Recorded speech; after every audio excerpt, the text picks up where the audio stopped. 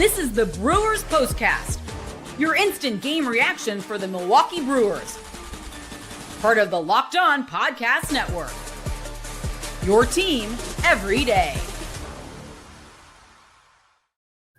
Well, they say all good things must come to an end, and that certainly stays true for your Brewers. What started as a potential sweep ending in heartbreak for Milwaukee, a clutch ninth inning home run from Orlando Arcia, former Brewer, would tie things up.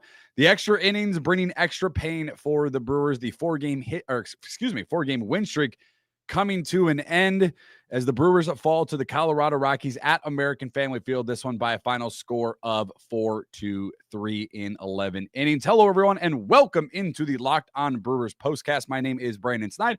You can follow me over on Twitter at Brandon_Snide and follow all of my work over at WTMJ.com, covering all of your Wisconsin sports teams. Thanks, as always, for always making Locked On Brewers part of your day each and every day. Remember, you can get Locked On Brewers postcast and podcast with Chuck Freeman wherever you get podcasts, Apple, Google, Spotify, all those wonderful podcast apps, as well as over on YouTube. Just go into that search bar, type in Locked In Brewers, get to the subscribe button, hit that notification bell, get notified when we go live. And unfortunately, we're going live today to talk about a Milwaukee Brewers loss. Not all of it was bad. The scoreboard obviously indicating that the Brewers would take the loss today. We'll dive into those numbers, but Chad Patrick for your Brewers continued to look good. 5 innings pitched, no earned runs, 8 strikeouts for Chad Patrick at 99 total pitches thrown. But the Brewers just failed. They had opportunity after opportunity in this game to kind of pull away and put things away for the Colorado Rockies, and they just failed to do so with runners in scoring position. We'll talk about that, And the one thing that is really aggravating about this loss was you had a perfect opportunity to get within one single game of the Chicago Cubs, who also lost to Houston this afternoon on the road, and they'll return back home to Chicago for a homestand.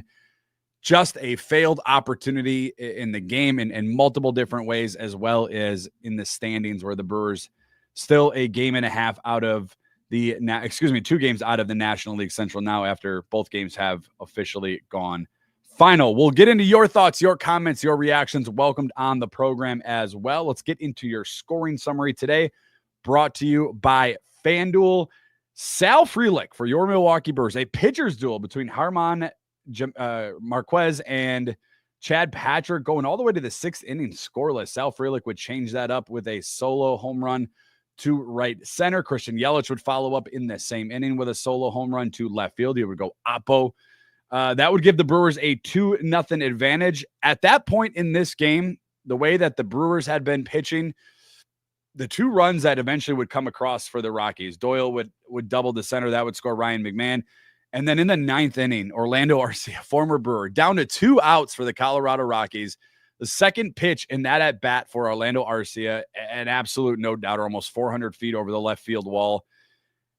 Between Abner Uribe, who gave up the Doyle double, and Trevor McGill, who eventually gave up the home run to Orlando Arcia, the 2 guys that would falter were not on my list today. I thought, obviously, Trevor McGill is a little bit of a roller coaster. Gets your heart, going a little bit faster than you anticipate in the later parts of games.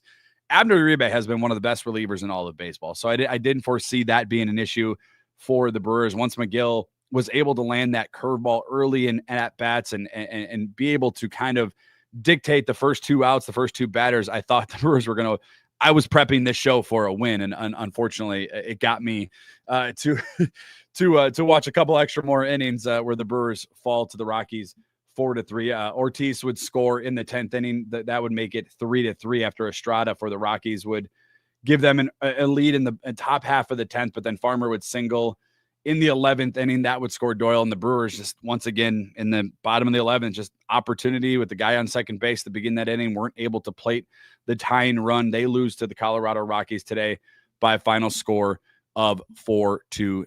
Tough one for your Brewers. The 4-game win streak coming to an end. I don't want to get hyperbolic and say that you ended this homestand before you hit the road to play a team who is struggling in the New York Mets and another team who is struggling in the Marlins, but it just feels like you let one slip if you're the Milwaukee Brewers. And I know players in that clubhouse. I know Pat Murphy, certainly me and probably you, the fans are kind of scratching your heads. I mean, multiple opportunities today offensively for the Brewers where they were unable to cash in. 10 players left on base, 2 hits, 2 for 12 with runners in scoring position. A good, I believe it was in the bottom of the ninth, maybe it was the bottom of the 10th where they had bases loaded, and with no outs less than 2 outs. I believe there was 1 out. William Contreras unable to get the ball, out in the outfield deep enough to secure a run. Just multiple opportunities for this Brewers team kind of fell through the cracks, and you lost to a team where they're not very good. They haven't really been playing good. They're the worst team in baseball. I don't want to, you take 2 out of 3. Some of you guys have gotten on me a little bit and said you expect the Brewers to win every game. And yes, I do, quite frankly. And the way they've been playing for the last month or so, I do expect them to win every game that they're playing in. But when you're playing the worst team in baseball, and you're given multiple chance after chance after chance after chance to put this one away, or at least eventually tie it and take the lead, and they just weren't unable to do it today. It's a frustrating loss because it amplifies the loss for me because the Cubs lost. And even when you go back all the way to the Brewers winning 8 in a row in the late part of May and this stretch for the Brewers, they've gained some games on the Cubs, but it always felt like the Brewers win, the Cubs would win. The Cubs would lose, the Brewers would lose. We weren't ever able to kind of match, and gain another ground on those Cubs. And I'll take where we're at right now compared to where we were, a week or two, a month ago. We're 2 games out of the National League Central, but the Cardinals keep winning, the Reds winning. So like you have to maintain where you're at. It was a failed opportunity today because you should have swept the Colorado Rockies. And I understand sweeping in baseball is a lot easier said than done. I understand you won the series. You took 2 out of 3. I expected a sweep even during that early parts of this game when it was a pitching duel between Marquez and Chad Patrick. When Sal Frelick hit that solo home run, I thought the Brewers were going to win that game. I thought the Brewers were going to win this game. Had opportunities to do so, and they just failed. We'll get into the things you'll be talking about tomorrow, as well as the player of the game. And newsflash, it's not going to be a Milwaukee Brewer, unfortunately. And also, your thoughts, your reaction. I see all of you lined up over on YouTube. We'll get to all of it coming up right after this. Today's show is brought to you by FanDuel. Summer sports in full swing. Whether you're all about baseball under the lights, golf on the green, or high-stakes soccer action, FanDuel is the best way to make every game even more exciting. You're already following the action. Why not make it a little more thrilling? And with FanDuel, you can get in on the game while your friends are getting sunburned at the beach. I went on FanDuel.com. The Brewers' odds to win the World Series plus 4,000. Now, it's a tough one today, right? You lose 4-3 to the Colorado Rockies, a team that they probably should have beaten a few different times in this game. I don't know, though. It's playing some of the best baseball in all of major leagues over the course of the month or so.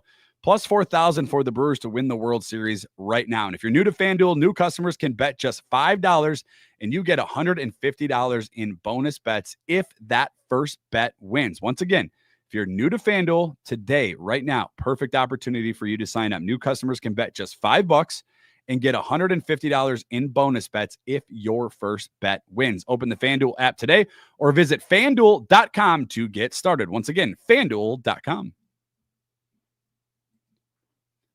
Tough one for your Milwaukee Brewers in extra innings loss to the Colorado Rockies, 4-3. Now 10 games over 500 for your Brewers, 47 and 37, also 27 and 17 at American Family Field. We talked about the special day Chad Patrick had. He didn't go long in this one, 5 innings pitch, as we had mentioned, but really, really good. His control looked really, really good. 8 strikeouts for Chad Patrick. Nick Mears would also make an appearance. So would Jaron Kaning. Both of those guys wouldn't give up a single run. And then Abner Uribe and Trevor McGill. Again, I think most of the bullpen has been fantastic. McGill, I can understand where people are frustrated with Trevor McGill. Has a couple of blown saves now over the course of the last 3 weeks or so. But they've been pretty solid for the most part. Trevor McGill and Abner Uribe, that is. Those two guys giving up the runs when they mattered the most. Grant Anderson also making an appearance in that 11th inning, he would give up, wouldn't give up anything. And that would be kind of where the game, I felt like, where the Brewers escaped in that 11th inning, where William Contreras, it was a strikeout and a throw him out in the 11th inning to get the Brewers out of that jam. And you felt good, at least for me, you felt good going into the bottom half of that inning, the 11th inning. Bottom of the order was coming up, but again, it's kind of been a better bottom half of the order for your Milwaukee Brewers, certainly over the course of the last 2 weeks or so, certainly with Joey Ortiz and Caleb Durbin, the Brewers just unable to execute down the stretch. They take the loss. They snap their 4-game win streak. The good news, though, they've won 8 out of their last 10 games. So still, and a couple more good things. We mentioned, the 4-game win streak is a bad thing coming to an end for your Brewers. They have won 8 out of their last 10.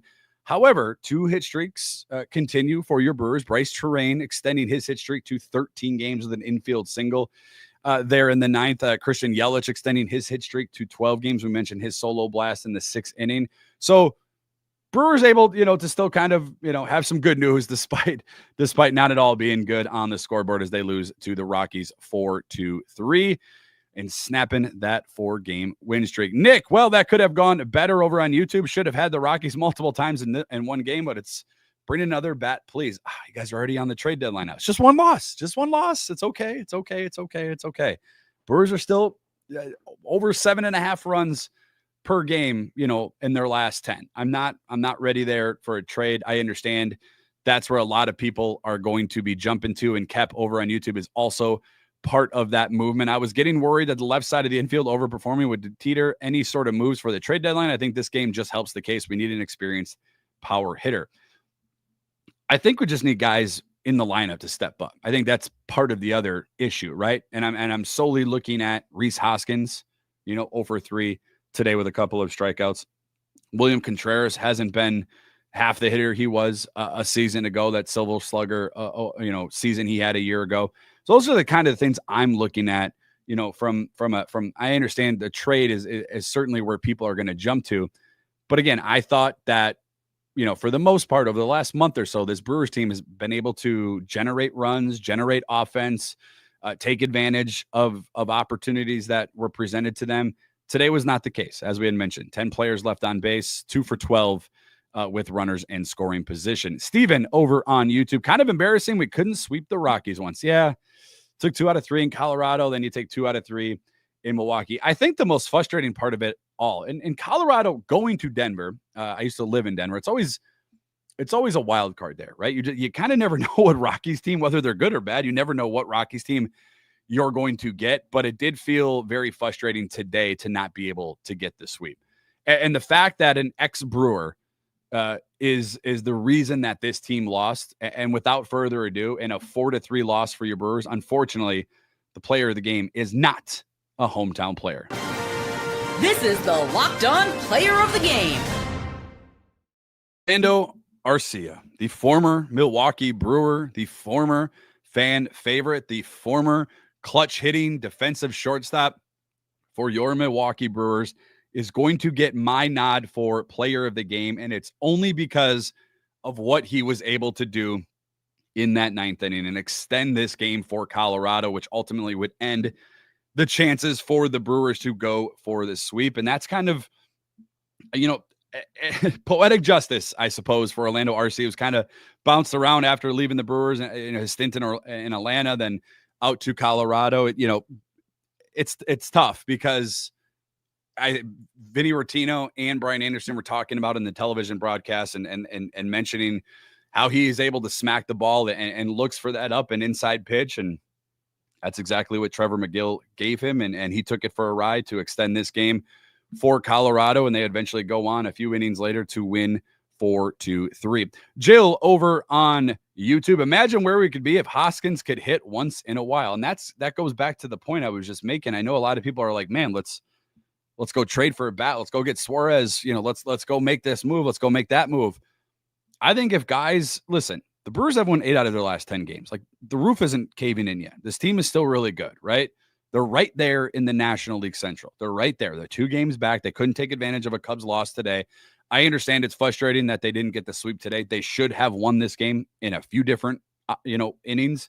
But nonetheless, they're still playing good baseball. And we talk about the left side of the infield. Joey Ortiz has been one of your hottest hitters over the last 2 weeks. Caleb Durbin has been really good and kind of coming into his own.